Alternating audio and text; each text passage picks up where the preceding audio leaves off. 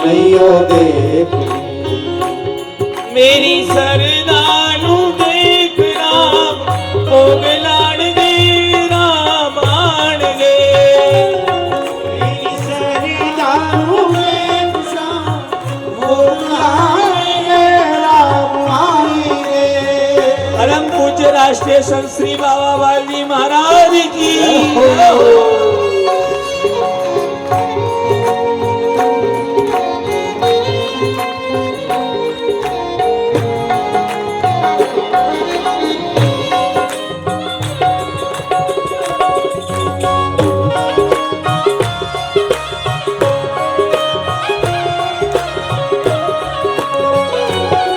आगे राम बना दे बिच सुन के आगे राम बना दे बीच सुन के आगे राम बना दे बिच सुन के आगे राम बना दे बीच सुन के मैं लाई खट्टे मीठे बेर चुन के आगे लाई खट्टे मीठे बेर चुन के।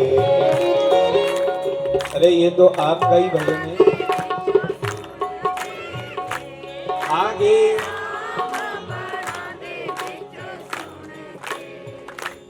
आगे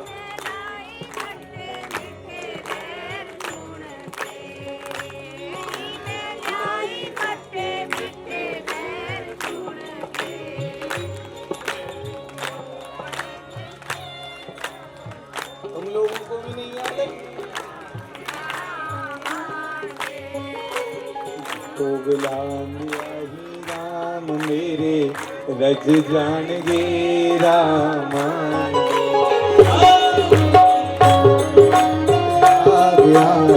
भूल जाएंगे राम आएंगे। मेरी कुटिया के बाद आज जाग जाएंगे राम आएंगे। राम आएंगे। वो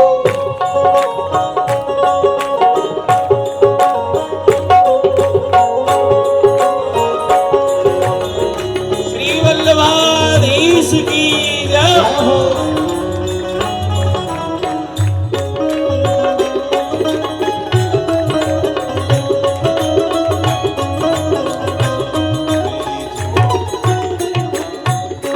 झोंपड़ी के बाद आज खुल जाएंगे राम। और यही भाव विदुरानी का रहा। और जब भक्त का भाव ऐसा बन जाए तो भगवान को, भक्त तो याद करता है भगवान की, तो फिर भगवान को भी अपने भक्तों की याद आने लगती है। आज भगवान उद्धव से कहे, उद्धव आज मुझे मेरे काका विदुर जी की याद आ रही है, भैया तुम्हें कहीं मिल जाए तो उनसे मेरी एक बार चर्चा जरूर करना। अर्थ क्या है? यदि आपकी भक्ति प्रबल है तो भगवान को भी आपकी सर्वत्र याद है, सर्वत्र हमेशा याद रखते हैं। उद्धव और विदुर का मिलन सरस्वती के किनारे हुआ। एक ज्ञानी भक्त, दूसरा नीतिज्ञ भक्त। उद्धव जी ज्ञानी हैं। उद्धव हमारे लाला कैसे हैं? उद्धव ने कहा, विदुर जी जितनी याद आप करते हो ना, उतनी ही याद आपको भगवान भी करते हैं। बाल लीलाओं का चरित्र कह सुनाया कि मुझे तो कृष्ण की और लीला सुननी है। जब और लीलाओं का चरित्र सुनने की जिज्ञासा उत्पन्न हुई तो उद्धव जी ने कहा, हरिद्वार में चले जाओ मित्र मुनि के पास में, वहां जाकर के तुम भगवान के और चरित्रों का आनंद लो। दौड़ करके गए मित्र मुनि के पास। जो मित्र मुनि ने विदुर जी को आते हुए देखा, स्वागत सत्कार किया, क्योंकि भगवान के भक्त हैं, और विराजमान करके तो पहला प्रश्न ही विदुर जी महाराज ने सृष्टि का ही पूछा। तब सृष्टि प्रसंग तृतीय स्कंद में पुनः श्री सुखदेव जी महाराज ने व्याख्या कर सुना। प्रेम से बोलो जय श्री कृष्ण, हरे कृष्णा। मैत्रेय मुनि जी कहते हैं, विदुर जी, भगवान नाना प्रकार के अवतार धारण करके धराधाम पर आए, वहीं ठाकुर जी ने दूसरा अवतार धारण किया, 12 अवतार। ठाकुर जी 12 क्यों बने?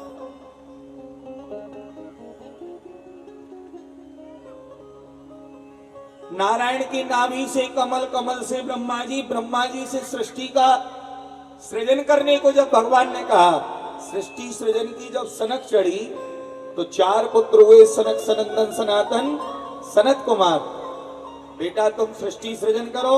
चारों ने मना कर दिया, हमारे बस की बात नहीं है, बैरागी हो गए। ब्रह्मा जी को क्रोध आ गया, हमारे बच्चे हमारी बात नहीं मान रहे। क्रोध में आकर के भ्रक्ति टेढ़ी हुई, भ्रक्ति से ही रुद्र रूप में भोलेनाथ प्रकट हो गए। भोले बाबा से कहा तुम करो सृष्टि सृजन, तो भोले बाबा ने सृष्टि बनाई। थोड़ा सा काम भोले बाबा ने किया, भूत प्रेत डाकनी पिशाचनी सबको बना डाला। ब्रह्मा जी ने रोका, भैया तुम रुको, सृष्टि बिगाड़ने को थोड़ी कहा है, बनाने को कहा है, तुम तो सृष्टि बिगाड़ रहे। तब ब्रह्मा जी के 10 पुत्र और हुए। ये जो 10 पुत्र हुए, इन्हीं से इस सृष्टि का विस्तार हुआ। मरीच, अत्रि, अंगिरा, पुलस्त, पुला, क्रतु, भृगु, वशिष्ठ, दक्ष और देवर्षि नारद, इन 10 ऋषियों को प्रकट किया। वाणी से सरस्वती, छाया से कर्दम जी, वामांग से शत्रुपा और दक्षिणांग से पुरुष महाराज मनु को उत्पन्न किया। और मनु और शत्रुपा के द्वारा मानसी सृष्टि उत्पन्न हुई। तभी आप और हम सब लोग मनुष्य कहलाए।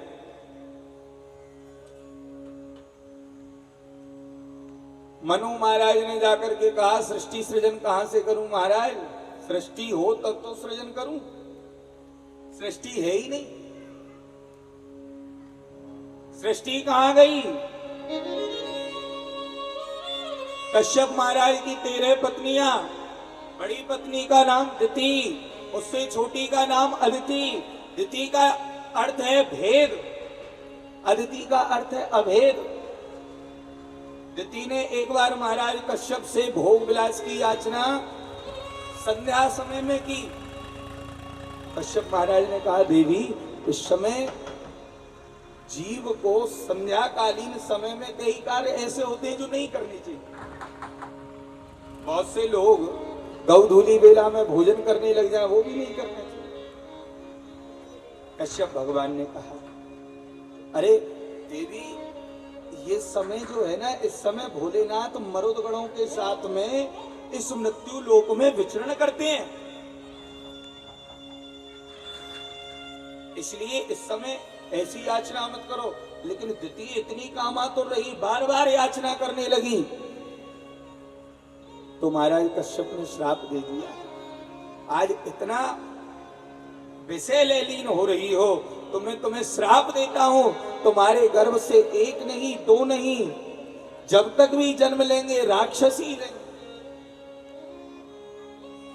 दिति को श्राप लगा, देवताओं में खलबली मच गई। ब्रह्मा जी से पूछा, ब्रह्मा जी ने कहा चिंता मत करो, ये जो मेरे 4 बेटा है ना सनत कुमार, एक बार नारायण के दर्शन करने गए थे, भगवान के एतो तो पार्षदो मह्यम जयो विजय एवचा, जय विजय पार्षद ने धक्का मार दिया था, तो मेरे पुत्रों ने श्राप दे दिया कि दुष्टो तुम 3 जन्म तक राक्षस बनोगे। वही जय विजय 3 जन्म राक्षस बने। पहले जन्म में हिरणाक्ष हिरण्यकश्यप बने, दूसरे जन्म में रावण कुंभकर्ण बने और तीसरे जन्म में दंत वक्र शिशुपाल बने। दिति ने हाथ जोड़कर कहा, महाराज राक्षस तो होंगे लेकिन उद्धार के साधारण राक्षस नहीं होंगे। तेरे पुत्रों के लिए साक्षात ब्रह्म प्रभु को साक्षात इस धराधाम पर अवतार लेकर के आना पड़ेगा। दिति के पहले हिरणाक्ष पुत्र हुआ, पृथ्वी की ही चटाई बना करके समुद्र में जाकर सो गया। देवताओं ने ब्रह्मा जी से कहा, ब्रह्मा जी को छींक आई, छींक से नन्हा सा सूकर उत्पन्न हुआ और जो सूकर ने समुद्र में डुबकी लगाई विशाल बारह का रूप धारण कर लिया। बुलवारा भगवान की। 12 रूप धारण करके भगवान गए और जाकर के लोग कहें कि युद्ध हुआ, तो युद्ध का तो वर्णन भागवत जी में नहीं बताया, केवल भगवान ने जाकर के एक थप्पड़ मारा है। करेण कर्ण मूले हन यथा त्वाष्ट्रम मरुत्पति। जब एक गाल पर प्रहार किया तो एक ही थप्पड़ में आंखें बाहर निकल आई और मरते समय आंखें खुली रह गई। खुले नेत्रों से देख रहा है।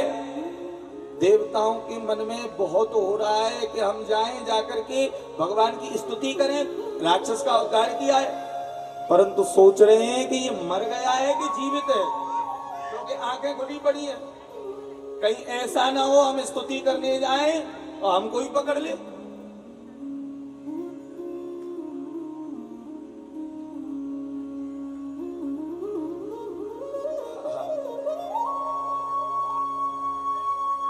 देवता भी स्तुति करने के लिए नहीं आ पा रहे।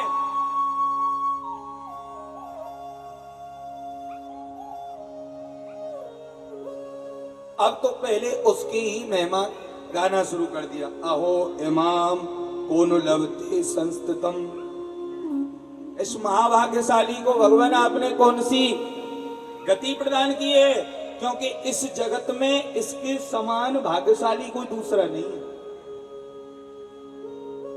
जीवित आपके दर्शन दुर्लभ हो जाते हैं, ये तो मरने के बाद भी आंखें खोल करके आपके दर्शन कर रहा है। यम योगिनो योग समाधिना रहो ध्यायन्त लिंगाधसतो मुमुक्षया।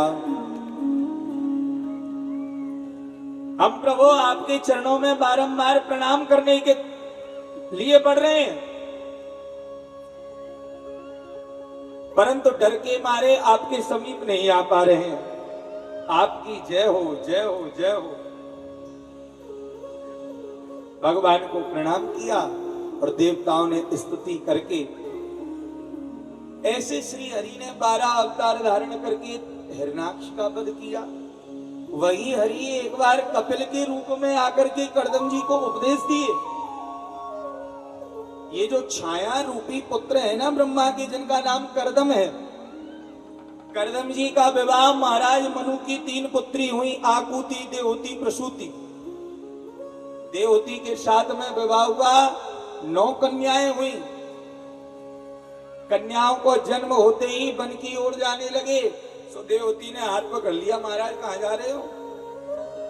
कन्या तो ब्याह करके अपने घर चली जाएंगी, मैं तो अकेली रह जाऊंगी, ऐसे नहीं जाने दूंगी। सो कर्दम जी को याद आया, अरे हाँ, भगवान ने कहा है मेरे घर पुत्र बन करके आएंगे, तो क्यों नहीं। देवहूति की बात मान करके रुक गए। 9 कन्याओं के बाद में 10वें रूप में साक्षात श्री हरि कपिल भगवान के रूप में देवहूति मां के आंगन में पधारे। कपिल भगवान का दर्शन करते ही ब्रह्मा जी भी उस जन्म उत्सव में आए। जब जन्म उत्सव में ब्रह्मा जी आए तो कर्दम जी ने देर नहीं लगाई, अपने 9 पुत्रों के सहित ब्रह्मा जी आए हैं देवऋषि नारद को छोड़कर। जो 10 पुत्र हुए उनमें से देवऋषि नारद को छोड़ दो, जो 9 पुत्र हैं उनको लेकर के आए। कर्दम जी ने अपनी पुत्रियों का विवाह उन 9 ऋषियों के साथ में संपन्न कर दिया। कला देवी का विवाह मरीच, अनुसैया का विवाह अत्रि, अरुंधति का विवाह वशिष्ठ, ख्याति का विवाह भृगु, शांति का विवाह अथर्वण, क्रिया का विवाह क्रतु, अविभ्रू का विवाह पुलस्त से किया। और भगवान को प्रणाम करके वन की ओर चल पड़े। देवहूति मैया ने भी देखा कि मेरे घर में प्रभु पधारे हैं, तो क्यों नहीं इस लाभ को ले लेती। व्यास मंच बना करके व्यास पीठ पर विराजमान कर दिया। कपिल भगवान को और स्वयं श्रोता बन करके भगवान की आनंदमयी कथाओं का गान कर रही है और श्रवण कर रही है। एक एक प्रश्न पूछती है और कपिल भगवान एक एक उत्तर दे रहे हैं।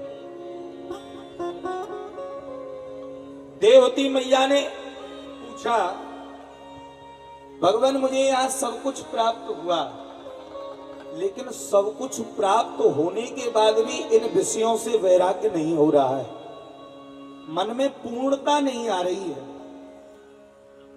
सब कुछ मिलने के बाद तो पूर्णता आनी चाहिए, लेकिन पूर्णता क्यों नहीं आ रही है?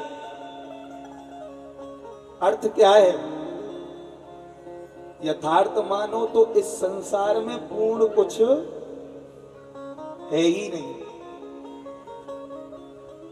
क्या आप इन भोग विलास सुख के माध्यमों को पूर्ण समझ रहे हैं? कभी पूर्ण नहीं होते। आज आपके पास में एक छोटा वाहन है, कल आपका मन होता है उससे बड़ा हो। एक हुआ तो 10 होते, 10 हुए तो 100 की इच्छा है, 100 पाकर भी संतोष नहीं, अब सहस्त्र हो तो अच्छा है। बढ़ती जाती है स्थिति, पूर्णता तो आती नहीं है। तो पूर्णता कब आएगी? तो पूर्ण तो केवल और केवल भैया हमारे ठाकुर जी हैं।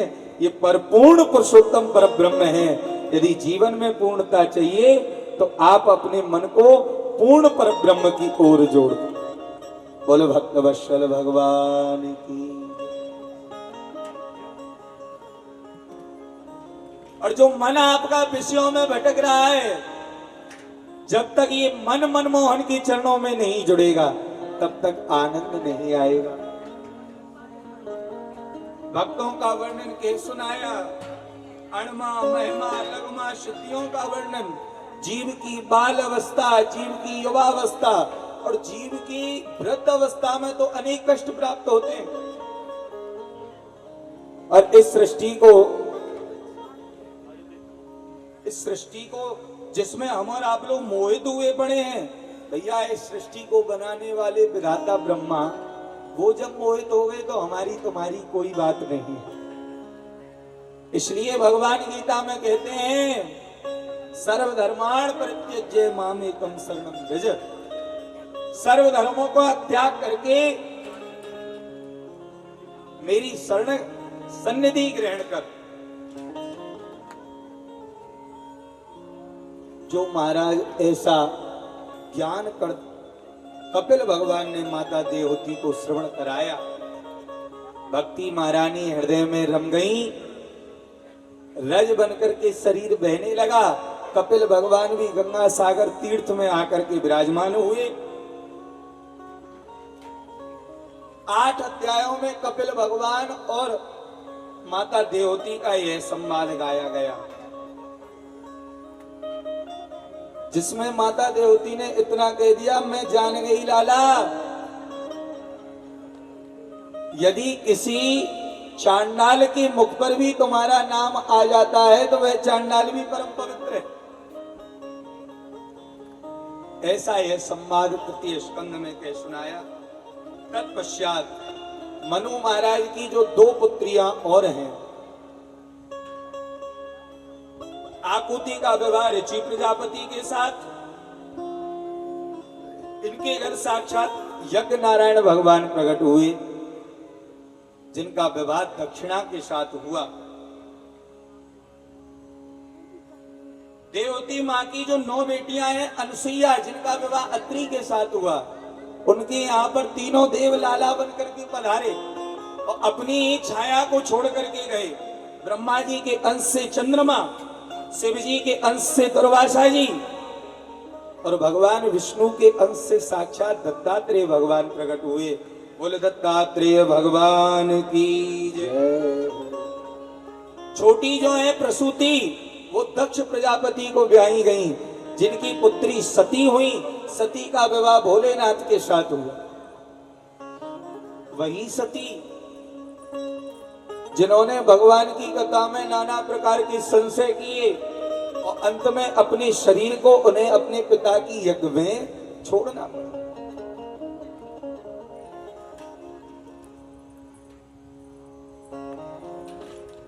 भोलेनाथ का अपमान एक बार दक्ष ने कर दिया था, और जब यज्ञ किया तो सबको बुलाया और भोले बाबा को ही नहीं बुलाया। सती के मन में बहुत रहा, अपने पिता की यज्ञ में चली गई। सादर केवल एक माता ही प्रेम से मिली, किसी ने भी कुछ कुशलात नहीं पूछी। और जो यज्ञ में गई, यज्ञ में अपने पति का आसन नहीं देगा भोलेनाथ का, तो क्रोध में आ गई और अपने पिता को ही नाना प्रकार के प्रलाप कहने लगी। अरे दुष्ट, तू भोलेनाथ से द्रोह रख रहा है, और आज तो मुझे अपने शरीर से भी घृणा हो रही है कि शिवद्रोही के द्वारा मुझे शरीर प्राप्त हुआ है। तो उससे तो कुछ नहीं कह सकती, तू पिता है, लेकिन इस शरीर को तो त्याग सकती हूँ। योग समाधि में बैठी, योगाग्नि प्रज्वलित हुई और अपने शरीर को वीरभद्र प्रकट हो गए। भोलेनाथ के क्रोध से वीरभद्र प्रकट हुए, आकर के पूरे यज्ञ को विध्वंस किया और दक्ष के सर को उखाड़ करके यज्ञ में ही स्वाहा कर दिया।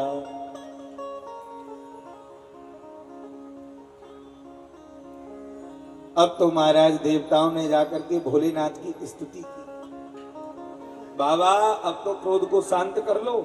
बाबा ने तुरंत कहा, अब हम क्रोध शांत क्यों करें, जब उस यज्ञ में हमारा कोई स्थान ही नहीं है, तो अब तो हमें क्रोधित ही रहने दो। नहीं नहीं महाराज, अभी हम देवताओं ने ये मीटिंग की है कि जो भी आहुति बचेगी यज्ञ में, वो आपके ही नाम से डाली जाएगी। भोलेनाथ प्रसन्न हो गए, चलो थोड़ा मिला, हम इसी में संतुष्ट हैं। अब तो भोले बाबा यज्ञ में पधारे, पर यज्ञ में पधारे, यज्ञ यजमान तो बिना सर के पड़े हैं, केवल धड़ी ही धड़ पड़ा है, यज्ञ कहां से हो। तो बकरे का सर ला करके दक्ष के लगाया गया, तब उस यज्ञ को संपन्न कराया।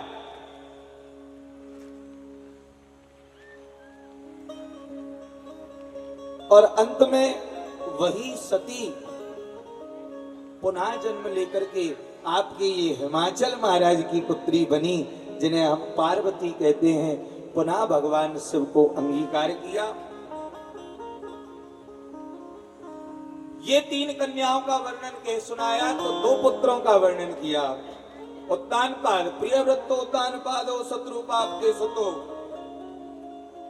जो बड़े बेटा है ना, जिनका नाम है उत्तानपाद, इन्हीं की 2 पत्नियां हैं। एक का नाम है सुनीति, दूसरी का नाम है सुरुचि।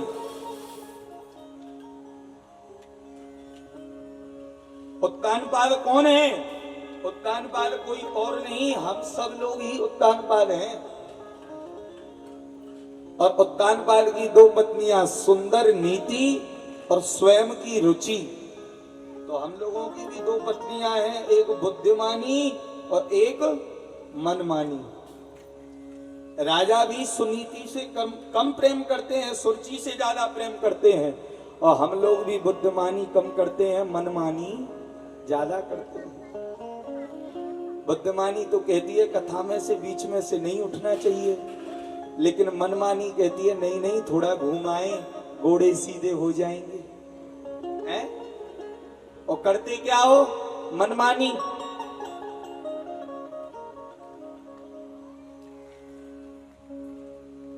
एकदा सुरचे पुत्र मंक मारोप्य लालयन। एक दिन राजा उत्तानपाद अपनी सुरुचि के पुत्र उत्तम को गोद में बिठा करके लाड़ लड़ा रहे थे। ध्रुव जी के मन में आया, मैं भी पिताजी की गोद में जाकर के बैठ जाऊं। सुरुचि ने रोक दिया, नाना प्रकार के दुर्वचन कहे, इस गोद में बैठने का अलकार ऐसे नहीं मिलेगा, मेरे गर्भ से जन्म लेकर के आएगा तो इस गोद में बैठना। अब तो महाराज रोते हुए बिलखते हुए अपनी माताजी के पास गए। माता ने पूछा, बेटा क्या कारण है? मां मंगलम तात परे सुमंस्ता भुंक्ते जनो यत पर दुखस्तता। क्या दुख है तुम्हें? तब ध्रुव जी के जो साथ में और मित्र थे, उन्होंने कह सुनाया, अरे तो बेटा क्या हो गया? माता पिता की बात का इतना जल्दी बुरा नहीं मानते, सुरुचि तुम्हारी माँ है, कह दिया तो कोई बात नहीं है। ध्रुव जी ने कहा मैया बात ये नहीं है कि उसने मुझसे कुछ कहा, उसने आपको भी अभागिन कहा है, आपको गालियां दी है। सुनीति ने हाथ जोड़कर कहा बेटा मैंने अपने आप को कभी भाग्यशाली समझा ही नहीं, मैं तो अभागिन ही हूं। लेकिन उसने तुझे पिता का नहीं परम पिता का मार्ग बता दिया है। लेकिन ध्यान देना भैया, यहां सुरुचि ने अपने गर्भ को भगवान से भी श्रेष्ठ बताया। पहले जा भगवान को प्राप्त कर और फिर भगवान से वरदान मांग कि मेरे गर्भ से जन्म ले। जब भगवान मिल गए तो फिर जन्म लेने की क्या जरूरत है? गर्भ को श्रेष्ठ बतलाया। पर सुनीति ने भी रोका नहीं, जा बेटा मैं कहती हूं तुझे भगवान जरूर मिलेंगे, चला जा वन में, उस परम पिता को ढूंढ ले। 5 वर्ष का नन्हा सा बालक वन में जा रहा है भगवान को ढूंढने। भगवान ने नारद जी से कहा जाओ जाकर के देखो, कहीं ऐसा ना हो आए थे हरि भजन को औटन लगे कपास। घर में भई खटपट चल योगी के मठ पर, जरा सी लड़ाई हो गई हम तो बाबा जी हो जाएंगे। बाबा जी होना सरल है क्या? बड़ा कठिन है, बहुत कठिन। लड़ाई हुई थी कि मैं जा रहा हूं आज ही ट्रेन पकड़ के ऋषिकेश चला जाऊंगा। स्टेशन पर बैठे बैठे ट्रेन लेट हो रही थी, प्लेटफार्म पर याद आ गई, अरे मेरा नाती कह रहा होगा बाबा कहां चले गए हैं? बाबा की याद आई, तुरंत बाबा लौट आए। बैराग, मरकट बैराग। ध्रुव जी को खूब उपदेश दिए नारद जी ने, बेटा वन में तो हिंसक जंतु रहते हैं, तुमको खा जाएंगे, मत जाओ। लेकिन ध्रुव जी महाराज बोले नहीं, मेरी माता जी कहती हैं कि वन में ही मुझको परमात्मा मिलेंगे, और परमात्मा मिलेंगे, अवश्य मिलेंगे।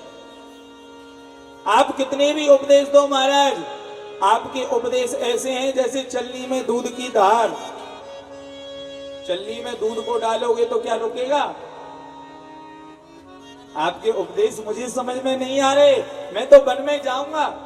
नारद जी ने देख लिया, दृढ़ विश्वास है, कान में मंत्र दे दिया, हम कहते हैं तुमको भगवान जरूर मिलेंगे, ओम नमो भगवते वासुदेवाय, और कंठी बांध दी। और ध्रुव जी महाराज तत्क्षण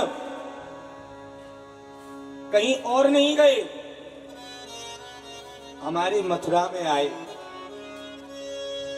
तत्ताद गच्छ भद्रं ते यमुनायास्तटं शुचि, पुण्यम मदवनम यत्र सन्निधम नित्यदारे। परम पावन मोक्षदायिनी पुरी मथुरा में आए, यमुना जी में गोता लगाए और मधुवन में ध्यान करने लगे।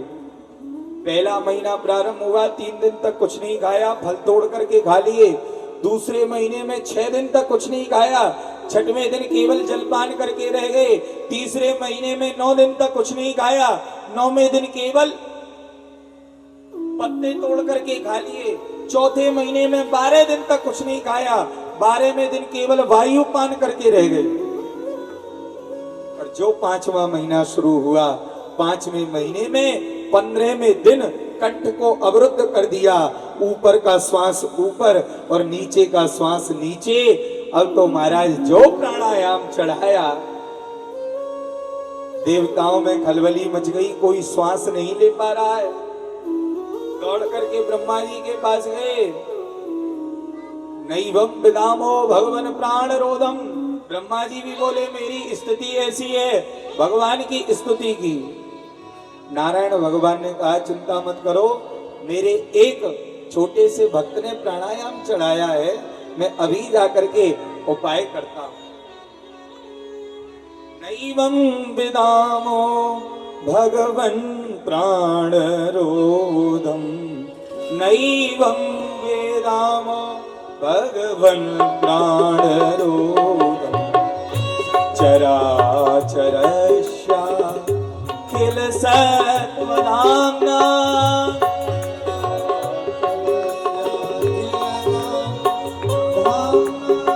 विदेहि तन्नो व्रजनाद मोक्षम विदेहि तन्नो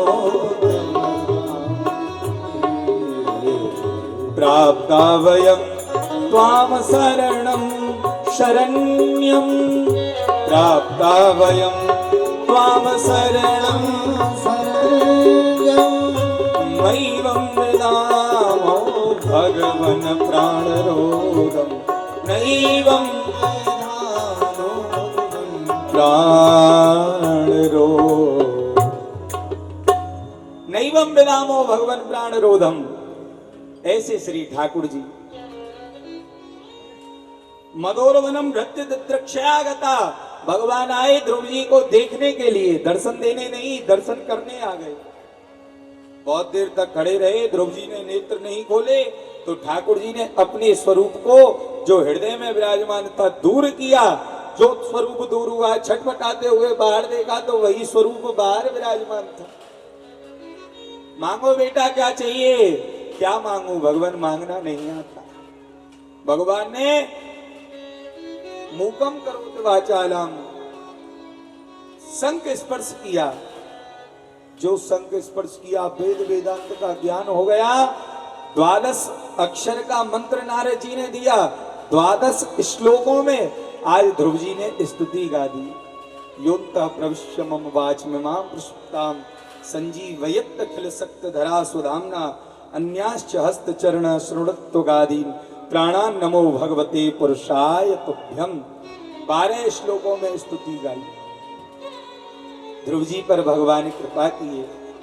बेटा क्या चाहते हो, कुछ नहीं भगवान, नहीं राज की इच्छा थी ना, राजगद्दी पर बैठना था, तो जाओ हम कहते हैं 36,000 वर्ष तक राज भोगो, तब हमारे परम धाम में आकर के हमसे मिल लेना। ध्रुव जी महाराज आए, आकर के जिस मैया ने धक्का दिया था उसी ने सबसे पहले अंक से लगा लिया। विवाह इत्यादि हुए, उत्तानपाद महाराज भी वन में चले गए। ध्रुव जी महाराज सिंहासन पर आरूढ़ हुए। 36,000 वर्ष तक राजगद्दी का राज भोगा। उत्तम यक्षों के द्वारा मारे गए। महाराज मनु ने आकर की शिक्षा ध्रुव जी को दी।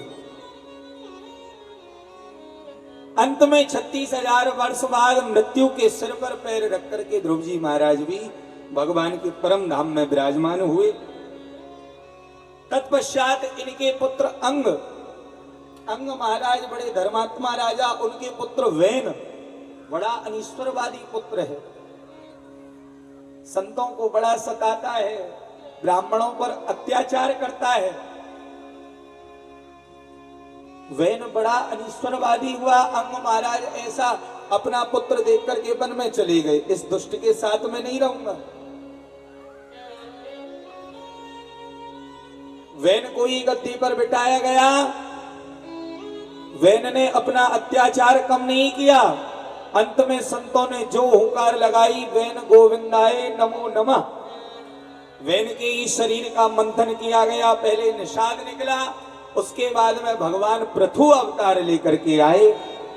भगवान का अवतार हुआ, पृथु अवतार में आए और उन्हीं को गद्दी पर सुशोभित किया गया। पृथु के बाद में प्राचीन ब्रही, पृथु महाराज का प्रसंग कह सुनाया।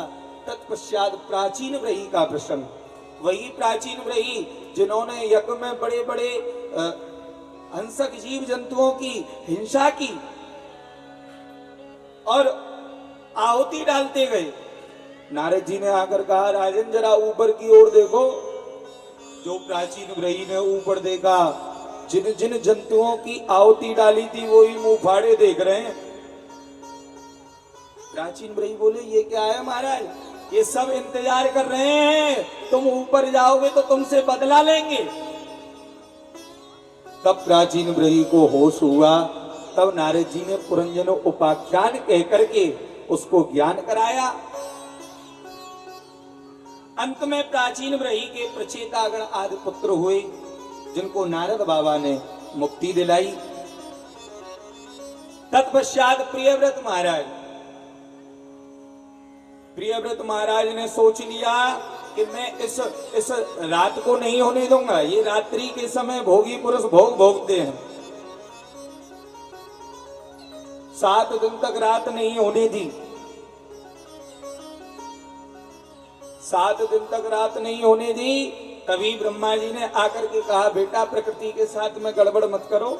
प्रकृति का एक एक कार्य अपनी जगह सुरक्षित है। अर्थ क्या है? रात्रि के समय भोगी भोग भोगते हैं तो योगी लोग योग भी करते हैं। पूज्य राजन दास जी महाराज कहें कि यदि भजन करने वाले को भजन 4 बजे तक का ही है, ये 2 घंटे परम पवित्र हैं भजन के लिए।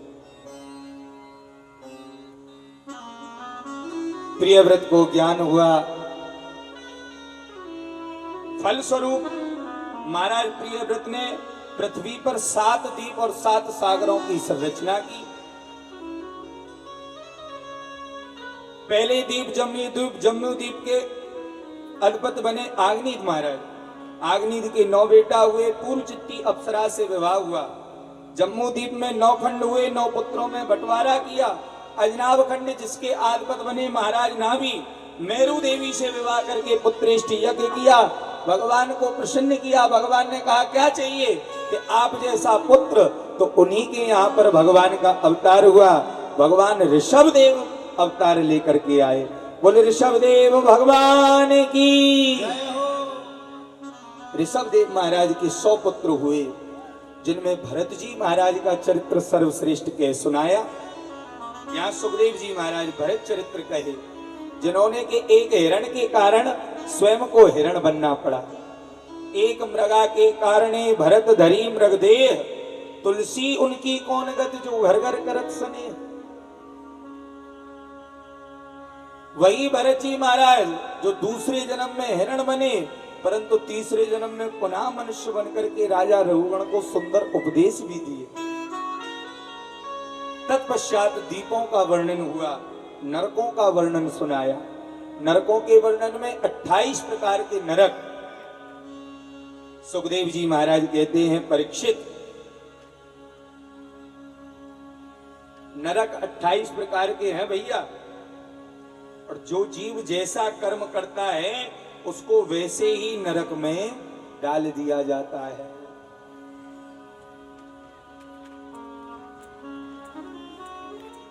अतल वितल सुतल तलातल महातल रसातल पाताल,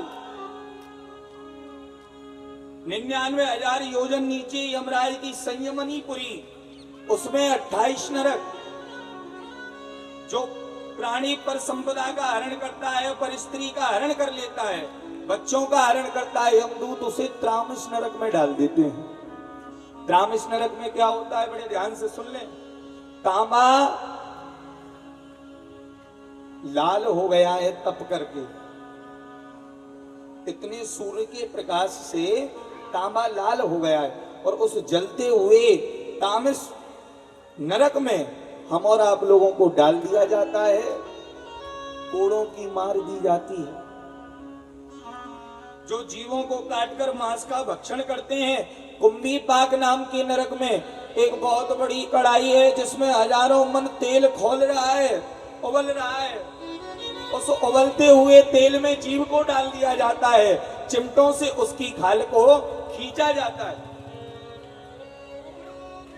और जो अतिथि को कभी भी स्वागत की दृष्टि से नहीं देखते, अतिथि को देख करके मन में ऐसा करते हैं, अरे ये और आ गए, उनकी दोनों आंखों को वज्रतुंड नाम के नरक में गीधराज निकाल लेते हैं। नरकों का इतना भयंकर वर्णन सुनाया, परीक्षित ने हाथ जोड़ दिए, गुरुदेव नरकों से बचने के लिए कोई उपाय है? हाँ भैया, क्यों नहीं है? केचित केवलया भक्त्या वासुदेव परायणा। कपड़े में छोटा सा दाग लग जाए, जल्दी से साफ कर लो, और ज्यादा दाग लग जाएंगे तो फिर तो धोबी घाट कपड़ा जाएगा। अर्थ क्या है? कोई शरीर से पाप बन जाए तो भगवान का भजन करके उस पाप को यहीं पर बराबर कर लो, और पाप करते गए, भजन नहीं किया तो धोबी घाट है नरक, वहां तुमको भेजा जाएगा और वहां फिर अच्छी सफाई इस कपड़े की जाएगी। भगवान का नाम लेते रहो। ठाकुर जी का नाम तो हमेशा सर्व कल्याणकारी है, कैसे भी लिया गया हो। सांकेत्यम परिहास्य, हंसी में, संकेत मात्र से, मजाक में जब भी भगवान का नाम लोगे तो वह मंगलकारी हो। नाम की महिमा कह सुनाई अजामिल उपाख्यान से।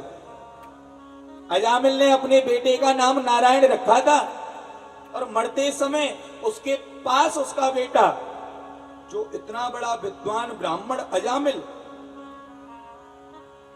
वैश्याओं को नृत्य करते हुए देख लिया, मन वैश्याओं की ओर चला गया। संतों ने कृपा की, बेटे का नाम नारायण रख दिया। अंतिम समय पर पुत्र की याद आई तो भगवान के पार्षद आए उसे लेने के लिए। यमदूत भी आए, पार्षद भी आए, वहां झगड़ा भी आपस में हुआ। अंत में उसका शरीर तो वही रह गया, आत्मा हरिद्वार चली गई।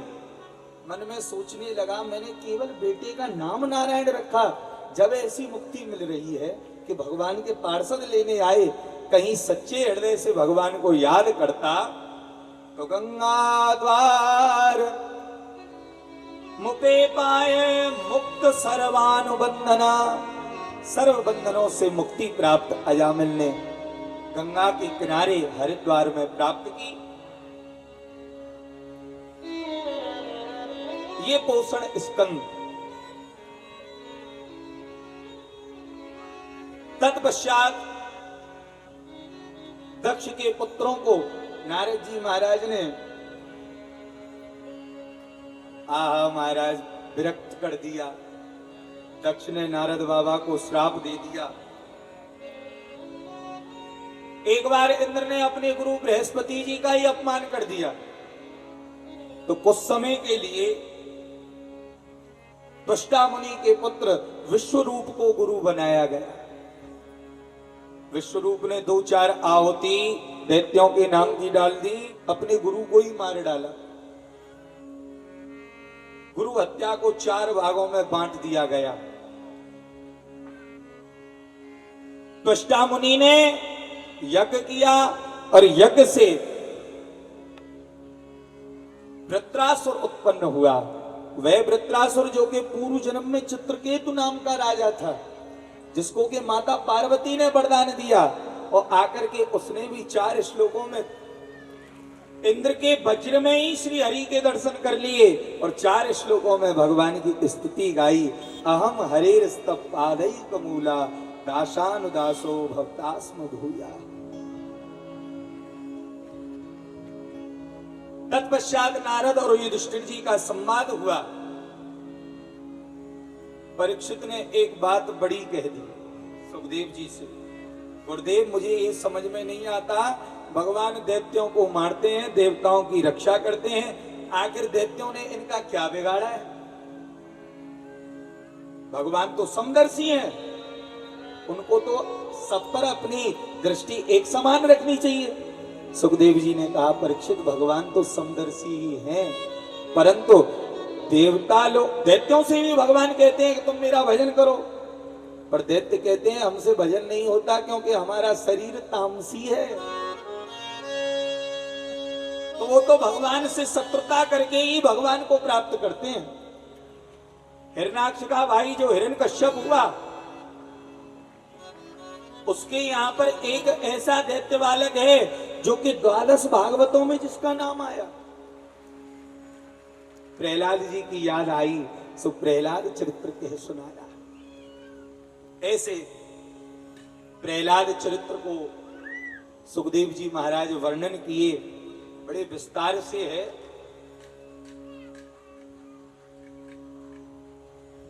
जिनको प्रहलाद जी महाराज को कितने कष्ट दिए गए।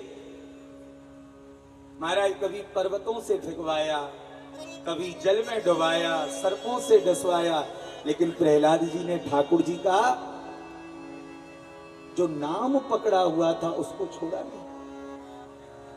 परंतु ध्यान रखो, यदि तुम भगवान को पकड़े हुए हो तो भगवान भी हमेशा तुम्हारी रक्षा करते हैं। अरे होलिका जलाने के लिए बैठी थी, वो स्वयं जल करके राख हो गई, पर प्रहलाद जी का बाल बांका ना हो पाया।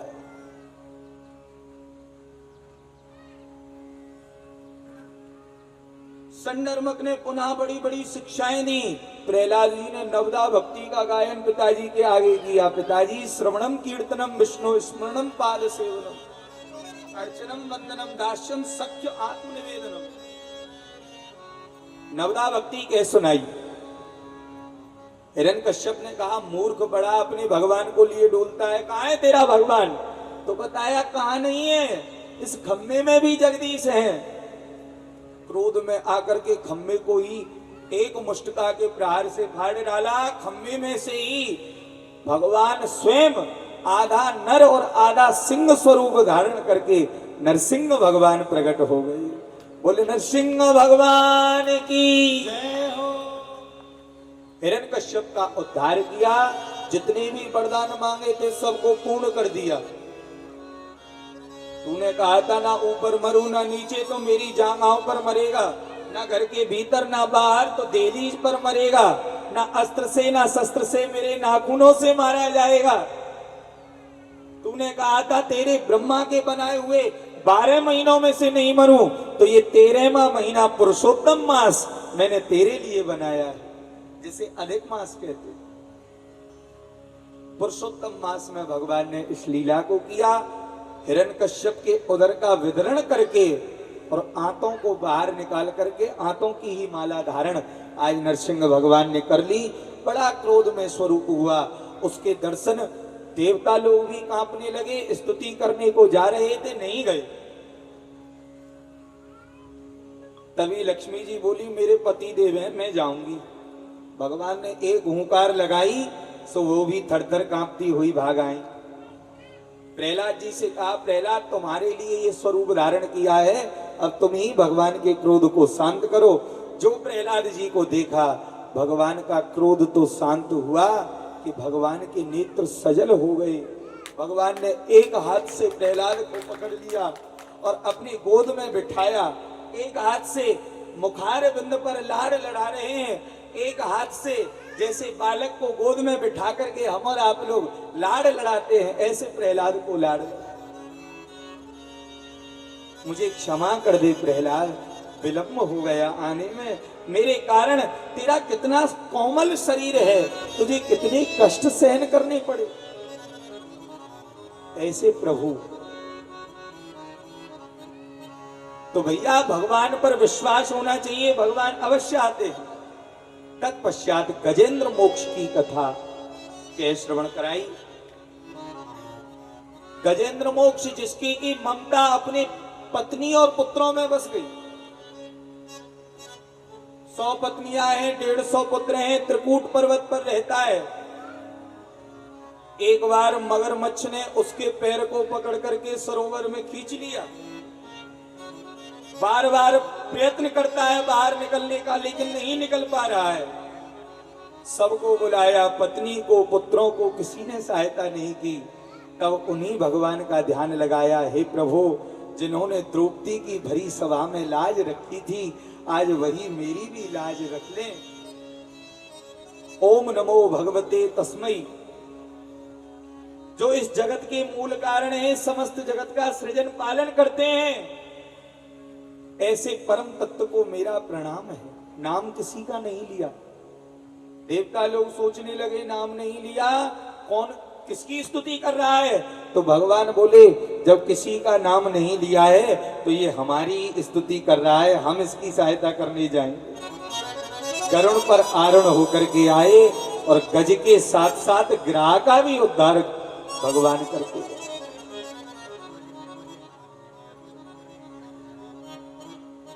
एक बार दुर्वासा ऋषि की माला का अपमान इंद्र ने कर दिया, सो श्राप दे दिया, जाओ तुम श्रीहीन हो जाओ। देवता श्रीहीन हो गए। दैत्यों से मिलकर के देवताओं ने समुद्र मंथन किया। 14 रत्न मिले, सब रत्नों को सब भागों में बांटा गया और अंत में अमृत कलश लेकर के स्वयं धन्वंतरी जी प्रकट हुए। अब देवता और दैत्यों में लड़ाई होने लगी अमृत को लेकर। भगवान मोहिनी रूप धारण करके आए और दैत्यों को छल लिए। देखो ऐसा है, मैं तुम्हारी परम हितैषी हूं, इसमें जो ऊपर जल जल सा है ना, इसको तो देवताओं को पिला देती हूँ, और नीचे जो गाढ़ा अमृत है उसे तो मैं पिलाऊंगी। दैत्यों ने सोचा ये देवी जी हमारा हित चाहती हैं, अमृत पिला दिया देवताओं को, और इतने में मोहिनी भगवान अंतर्ध्यान हो गए। दैत्यों ने कहा अरे कहां गई वो देवी जी? अब देवी जी हो तो दिखाई पड़े, वो तो देवी नहीं, वो तो साक्षात देवता हमारे ठाकुर जी ही पधारे थे। ऐसा समुद्र मंथन, देवता विजय प्राप्त करके, देवासुर संग्राम हुआ, देवता विजय प्राप्त करके देवलोक में विराजमान हुए। परंतु शुक्राचार्य जी के पास संजीवनी विद्या सब दैत्यों को पुनः जीवित कर दिया। दैत्यों में जो बलि हुए, बलि ने गुरु और गौ और संत सेवा प्रकल्प ले लिया, ब्राह्मण सेवा प्रकल्प ले लिया, और इतनी सेवा की। एक दिन गुरु शुक्राचार्य जी ने आज्ञा कर दी, बलि आज तुम देवलोक पर नहीं त्रिलोकी पर विजय प्राप्त कर सकते हो। बलि ने त्रिलोकी को देवताओं से छीन लिया। देवता लोग मारे मारे डोलने लगे। तब अदिति मैया ने कश्यप भगवान से प्रार्थना की, हे प्रभु अब आपके चरणों में मेरी प्रार्थना है, मेरे बालक मारे मारे घूम रहे हैं, कोई कार्य करो जिससे कि इनका दुख दूर हो जाए। कश्यप भगवान ने पयोव्रत बतलाया। फाल्गुन श्यामले पक्षे, फाल्गुन में कृष्ण पक्ष में 12 दिन तक यह व्रत रहा जाता है। दुग्ध आहार से व्रत रहे माताएं, जिनके गर्भ नहीं होता हो उनको गर्भ की प्राप्ति होती है, और गर्भ में कोई और नहीं स्वयं भगवान आते हैं। ये पयोव्रत का फल है। अदिति ने पयोव्रत किया तो भगवान साक्षात श्रीमन नारायण ही 15वें अवतार के रूप में, वामन रूप में भगवान माता अदिति के गर्भ में आए।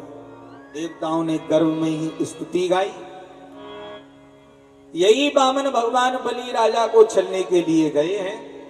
तो अब हम और आप लोग इस कथा को तो कल श्रवण करेंगे, वामन भगवान की कथा तो कल श्रवण करेंगे, क्योंकि कथा प्रसंग बहुत होते हैं भैया, और ये प्रसंग इतने लंबे हैं। ये तो मैंने आप लोगों को ये समझ लो कि आधा घंटे में ही हनुमान जी बनकर के पार लगा दिया। नहीं तो ये प्रसंग ऐसे हैं कि 8 घंटे तक भी कहते रहो तो एक प्रसंग पूरा होने में नहीं आए, क्योंकि भागवत जी का बड़ा विस्तारीकरण है। और कल आप लोग देखें, कल यहाँ पर भगवान श्री कृष्ण का जन्म उत्सव हम और आप लोग सब मना रहे हैं। तो केवल ऐसा भाव ना हो, भाव ऐसा ही रखें कि कल कृष्ण जन्माष्टमी है। क्या है? कल कृष्ण जन्माष्टमी है, तो सब लोग जन्मोत्सव मनाएंगे। और देखने को प्राप्त हो रहा है संगत थोड़ी कम आती है। क्या चक्कर है भैया? नायो हरे ने वामन रूप बनायो, हरि ने वामन रूप बनायो। बोल वामन भगवान की।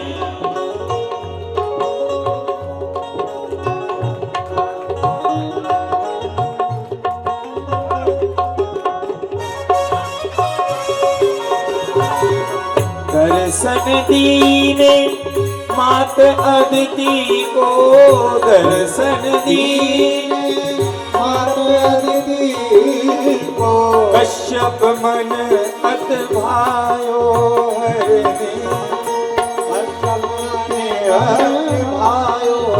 हरि ने वामन रूप बनायो, हरि ने वामन रूप बनायो।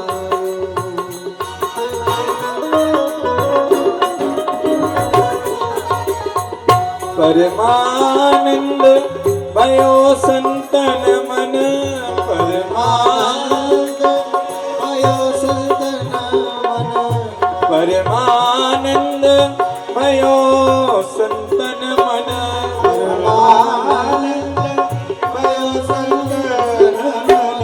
अति उत्साह दिखायो हरि ने, अति उत्साह दिखायो हरि ने, वामन रूप बनायो हरि ने वामन रूप बनायो।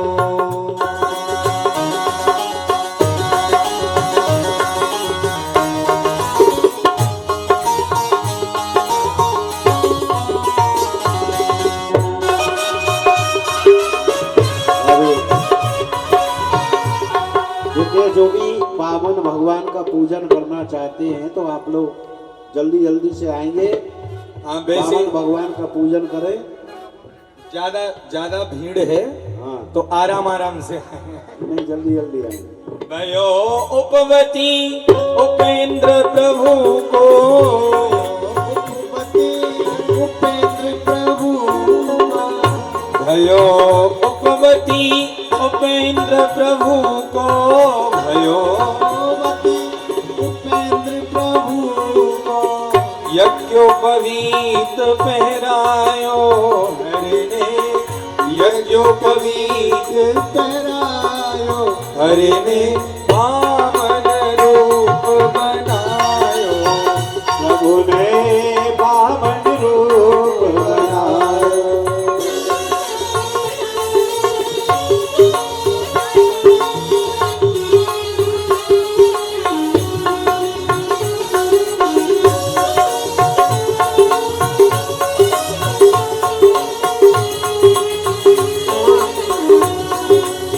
श्री वामन भगवान की जय हो।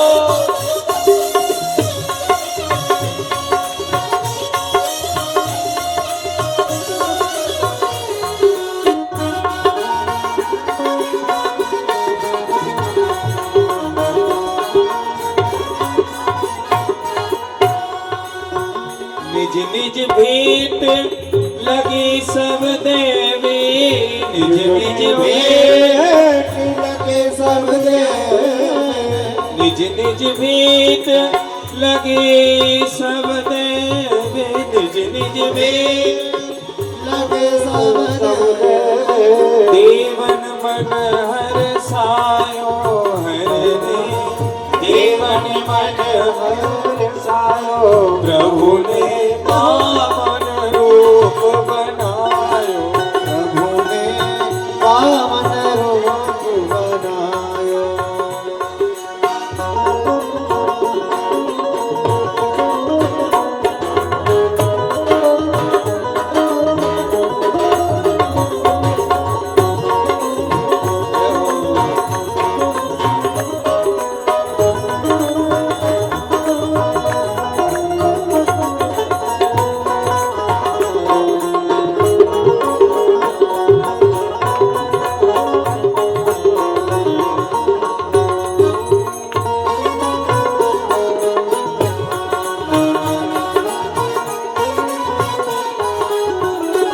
मातादिति को दिव्य पयो व्रत, मातादी को दिव्य पयो पूर्ण परम फल पायो हरि ने, पूर्ण परम फल पायो, प्रभु ने वामन रूप बनायो हरि ने वामन रूप बनायो। श्यामदास वामन छव ऊपर, श्यामदास वामन छवि ऊपर, श्यामदास वामन छव ऊपर, श्यामदास वामन छवि ऊपर, मन मधुकर मणरायो हरि ने, मन मधुकर मणरायो, प्रभु ने वामन रूप बनायो, प्रभु ने वामन रूप बनायो, हरि ने वामन रूप बनायो, हरि ने वामन रूप वामन का रूप बनाए बलि राजा के द्वारे आए। हरि बामन को रूप बनाए, बलि राजा को छलने आए। बलि राजा को छलने आए। बलि राजा को छलने आए, बलि राजा को छलने आए। वामन का रूप बनाए, बलि राजा के द्वारे आए। वामन का रूप बनाए, बलि राजा को छलने द्वारे हेलो, बोलिए भागवत भगवान की जय हो। व्यासी महाराज की, महाराज की जय हो। वामन भगवान की जय हो। सभी गांव वासियों की, जय हो। सभी क्षेत्र वासियों की, सभी आनंदपुर ये पिंड वालों की। हमको गांव का नाम तो याद नहीं है, सिजमौर बोलते। सभी सिजमौर वालों की, आसपास के पिंड वालों की। जय हो। तो देखिए, कल यहाँ पर बड़े ही धूमधाम से भगवान का जन्म उत्सव मनाया गया। आरती के पावन पुराण के धर्म भक्ति विज्ञान खान के धर्म भक्ति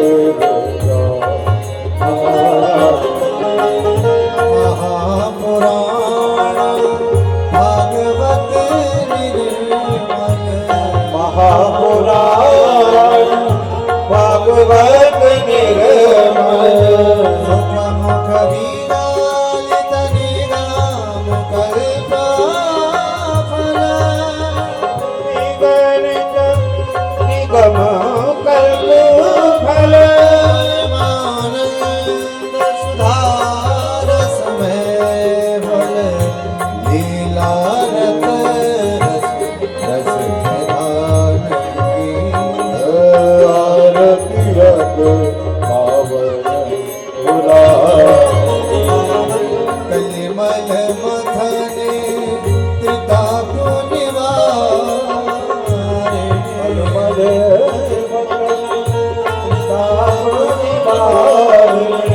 जन्म मृत्यु में भव में हारिणी जन्म मृत्यु है भव है हारिणी श्रीमत सतत सकल सुखकारिणी समोस भी हर चरण की आरती पावन विषय विलास विमोह विनाशिनी विमोह विनाशिनी विमल विराग विवेक विकासिनी विवेक विकासिनी भगवत तत्वरहस्य प्रकाशिनी परम ज्योति परमा ज्ञान की आरती के पावन परमहंस मुनि मन उल्लासे परमहंस मुनि मन उल्लासे रस कहि दे रसला सगला रस कहि दे रस लास विलासिनी मुक्ति मुक्ति रति प्रेम सुधासिनी कथा किंचन प्रिय सुजान की आरती पावन पुराण धर्म भक्ति विज्ञान की आरती के पावन